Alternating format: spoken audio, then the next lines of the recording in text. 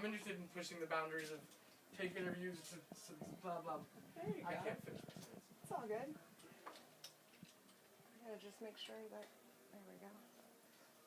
Yeah, I can be in the dark. I don't need to be in the light. All right. All right. Just want to make sure you're still in view now that you switched again. All right, get comfortable. All right, you're good. Okay. Just want to make sure you're still in view. Out of curiosity, who are you with? I don't know anything. It's okay. Inthekeyofchange is my website, and we merge entertainment and social causes and charities. And Ray and I have been good friends for ages. I like him. He's a really good guy. I concur. Do you work for any charities or causes, or want to help any? Well, I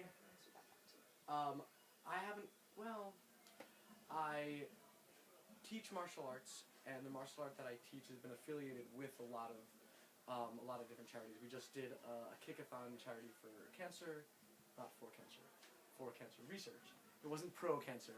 We raised like $25,000 for. It was kind of part of like that combined with one of the like. Is it kick-a-thon with one of the walk-a-thon things? For breast cancer, like kick-a-thon walk-a-thon thing. Yeah. And I'm working with a group that's starting in kind of a non-profit artist retreat in California, with the idea kind of being merging, how do I describe this? Calling different things that aren't considered art forms, and treating them in the same space as art, like permaculture versions of agricultural design and computer programming and like green architectural stuff. To me, like, one of the barriers that's happening right now is that these things that are very creative, it's like writing jingles, is music in the service of pure commerciality. There's nothing wrong with that, but it's being called that, and I think that programming and things like that can actually be helped by being viewed as art forms in the service of commercial, but not having to be, just like anything else can be. I'm sorry to move. Like, as you were talking, I was like, I can see you way better. Like, from over here. And so we're gonna do that. It's better. All right. So then so then feel free to talk about that, because I'll ask you questions. Okay. All right. It's super warm back here, but like I said, we'll make it. Then there's always beer later. Yeah, exactly. All right. I'm sorry, totally blanked on your first name. Shame on me. Piotr. No, Andre. I was like, no, it wasn't. But I wanted to see if you'd be like, so, Piotr of the Adversary. Didn't work. Okay. There was a brief pause. All right. This is Jack. Ha! Sucker. You want me looking that way, towards you, or both?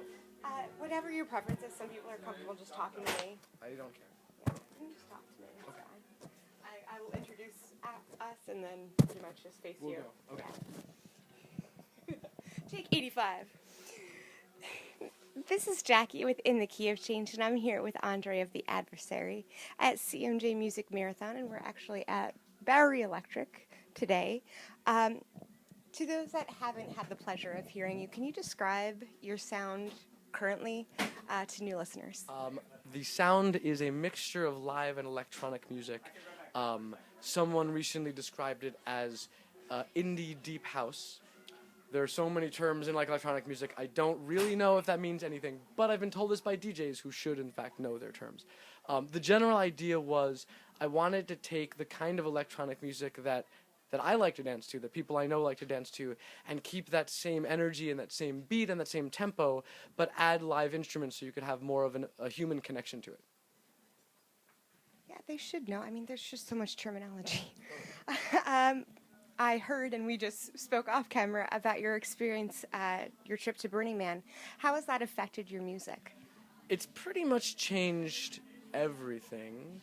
I went 2 years ago for the first time, and I'd always done a mix of live and electronic music, and I kind of was going in part for research. I mean, a whole bunch of other reasons, but in part for research, and I didn't really see anything that moved me that much in that direction. It's like 95% electronic music, and the rest is kind of straight, mostly acoustic music, or very, very live, as opposed to kind of a mix of the two. And I noticed that in that context, when people are trying to dance all the time to electronic music, live music didn't register the same. It kind of like shut people down. And it's not that people didn't want it, but you went, I'm dancing and sharing this communal thing, and now I'm stopping and watching.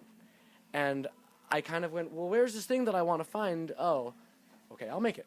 So I spent the next year kind of rewriting the music, figuring out how to do the band, adding kind of visual, like a lot of like electronic LED sculptural elements to the performance, specifically with the idea of making live music that people would dance to at Burning Man like they were dancing to a DJ. The same dancing experience with more connection.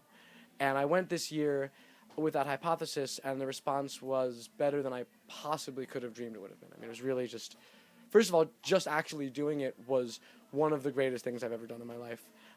But the response was so positive and so much exactly what I had thought too, where people said, this is what I've been looking for and missing from Burning Man. Kind of people, the response felt like people like diving into water for the first time in a while. They were like, this is the future of Burning Man. This is what I want to have happen here. It was, I mean, I literally was told you're the future of Burning Man like 20, 30, 40 times, which was nice to hear. So it sounds like it really has changed you completely. Oh, yeah. It has absolutely changed pretty much everything in my life. Go to Burning Man. I've never been, would love to go. What are some sort of tips you can give for sort of surviving Burning Man? Because from what I hear, it's quite an experience. It's tough. I think the first thing you have to do is, unless you decide you're willing to, you don't care what happens, I will chop off my leg to go, you won't actually go. Especially from the East Coast. It's one of those things where so many people from this coast, I know, myself included, bought tickets, meant to go the first year, were so overwhelmed with the logistical issues that I failed the first year, and that was the impetus to say, I don't care what happens, I'm going next year. And I think that if you want, part of the biggest thing of this is you can't be like, it won't happen. You can't be on the list of things you like to do. It's either number one on your list or you won't go. I think there's an amazing amount of resources in that world for people to engage with. There are websites dedicated to what you need to bring. There are like lists of things, there are videos you can watch, and you should do all of them. I mean, clearly like water, food, shelter, or die. No one will let you die there, probably, mostly. But it's not very nice of you to, it's one of those interesting things where it's about, it's a gift economy, not a barter economy, which is different in that it's not a trade. I simply give, and there's an expectation that other people will give. So the only measure of how successful your giving is how much people take it. So there's such an incentive for people to get other people to take their thing, which simply means the more that you bring to give, the more feeling of value you'll have as part of it. I like that concept. It's great. It's wonderful. I think that it sounds like that's what is one of the attributes of such a unique experience like Burning Man. Oh, I think it's for people think of a lot of things. To me, that's the defining attribute. The art there is gorgeous. The escape from the rest of the world and building something new is wonderful. The music is great, but it's specifically a different type of community and a different method of social interaction. And how do you get things? How do you exchange things? How do you talk about things? And that part, to me, is the part that's really useful, not just fun. So how do you bring that Burning Man experience and your new sort of burgeoning music style to CMJ? Because that sounds tough. That is a little bit tough. You know, it's interesting to see. I now have a world of music that I'm very clear about tapping into, and the question is, how does that relate to the rest of the world? And I think as long as you don't make the questions too complicated, it all does. Like, I'm learning that who doesn't really like to dance? Sorry, but like, most people enjoy dancing, and the more context you can give people, I think that what a live band allows you is the freedom to do what they're feeling. You know, a band that's heavy metal, that's like thrashing, kind of makes a space that says it's okay to thrash now. So I can mosh, I can headbang. A band that is dancing on stage says it's okay to dance now. And I think that even more than a DJ, it creates this group mutual allowance. And I think that that's an absolutely universal element. I probably wear crazier costumes at the Burning Man parties because it makes a little bit more sense. But the same energy is still there. But if you did, I bet you would make quite an impression on fans. So what makes for an impressive CMJ performance when it comes to showcases for you? I think what makes a good performance is what makes a good performance. Letting go and connecting. I think that I've thought a lot about performance of late, and a friend of mine once said that the key to performing is getting the audience to feel, not you feeling. So in theory, if what you feel is completely fake and what the audience feels is completely real, you've still accomplished your goal. Almost certainly, and certainly for me, the only way to actually convey that is for me to feel something authentic as well. I simply mean there are ways to feel something authentically on stage that is not sharing. That's very much, I'm here in my little performative world, or in my little self-expressive creative world, and I'm not actually giving anything that I can give you. And that performance is not you feeling something. Performance is you sharing something. And I kind of feel like there's a range, a spectrum in performance from pure artistic masturbation on one end to pure entertainment with no substance on the other end. And I don't even need to, and it's kind of rude to cite either examples, but there are people on the pure pop side of which there's nothing being said whatsoever. And there are people on the other side in which all you understand is they have something truthful to themselves and you can't connect to it. And I think that the reality is art is you expressing your inner world in a means communicable to others. So there's two pieces. There's you developing your inner world and you developing your communication skills. And everyone needs to work on both, and everyone naturally falls somewhere on the spectrum, and you need to be honest about where you fall and how you can add more to the other side to actually really offer something. Well said. Speaking of communication, Thanks. How does social media help or hinder the development of your music? I mean, I think social media so clearly helps. It's almost obvious to talk about those reasons. The ability to connect and to share on a broader spectrum, the ability to change the parameters of interaction to be as personal as you want them to be, and also to allow the audience to choose their level of interaction. I think that the combination of social media and the internet, and generally where kind of cultural and technological trends are going, the future is choice in your interactions on almost anything. And that's fantastic. I think the problem with it is it becomes a default and it blocks other methods of interaction. That you shouldn't have to use social media to connect with people. You should get to use it if you wanted to use it. And correspondingly, it shouldn't be like, most people connect with my music through, who I don't know personally, connect with my music through Facebook. I would like there to be other ways to do it. I would like someone to write me a fucking letter. I really liked your song. This is what I liked about it. That would make me cry. Honestly, it'd make me feel really good. And it's just become a blanket default, I think, without an evaluation of specifically what is it really good at, what is it somewhat good at, and what is it not that good for. And I think that it falls on all those ranges, depending on what you're talking about. The level of deeper connection you can get is great.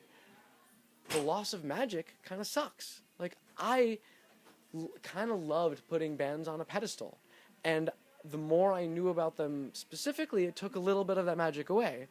And that's me. I don't have to be right for anybody else, but it should be easier to choose your full level of spectrum. There's kind of a pressure to go in the direction that things are going in. You can't really be a musical entity and not have a Facebook page, a Twitter page. Forget MySpace or a website. Like, nobody even cares about that shit anymore. Like, a Facebook page or a Twitter page on the basic level, which are super useful, but there should be a full spectrum that you get to choose from. And there should also be sort of a time where you say, all right, I'm gonna play for you now. Put your fucking phone down.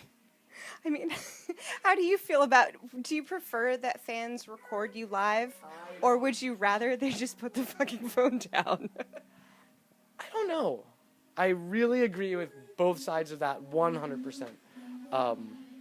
I love that people document stuff. I love to get documented. I'm a performer. The more pictures of me you show me, I'm really fine with that. That being said, yeah, it's about a sharing communal experience. And the more that you can share in it, the better it is. But also,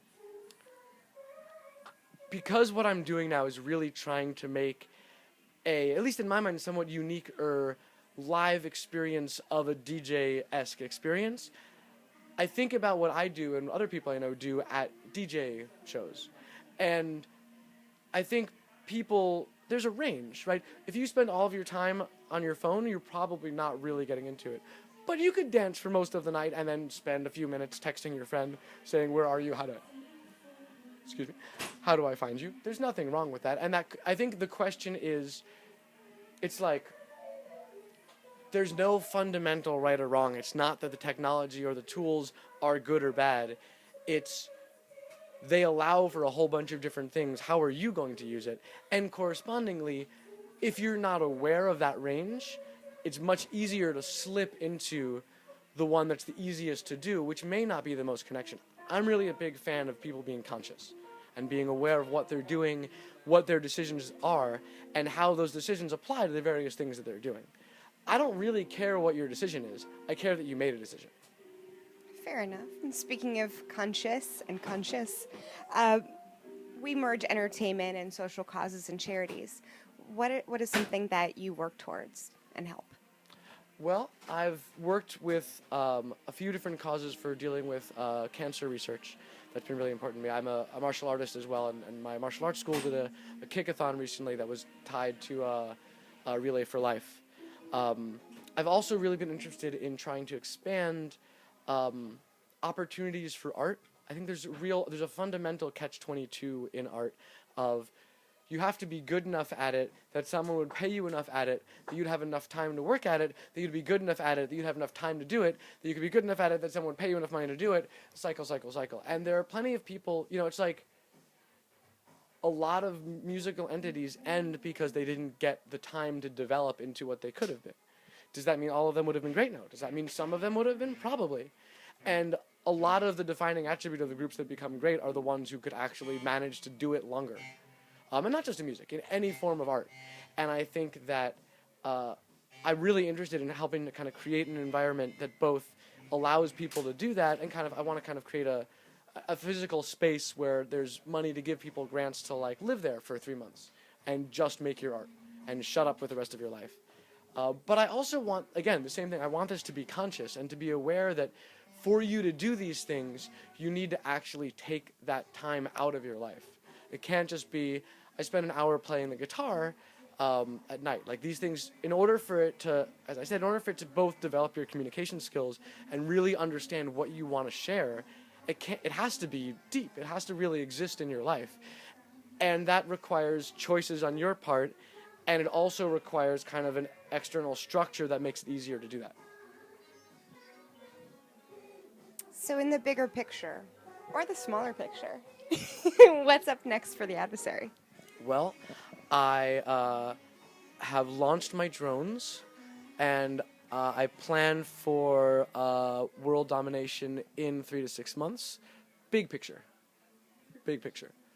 All will kneel before. Sorry.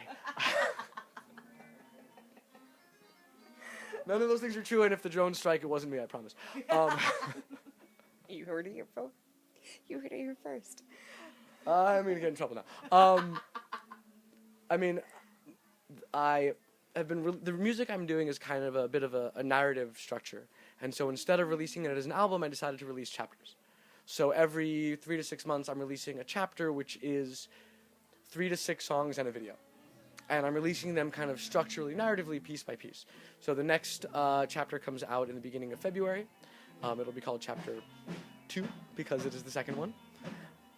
There will probably be some sort of title, but I haven't figured that out yet.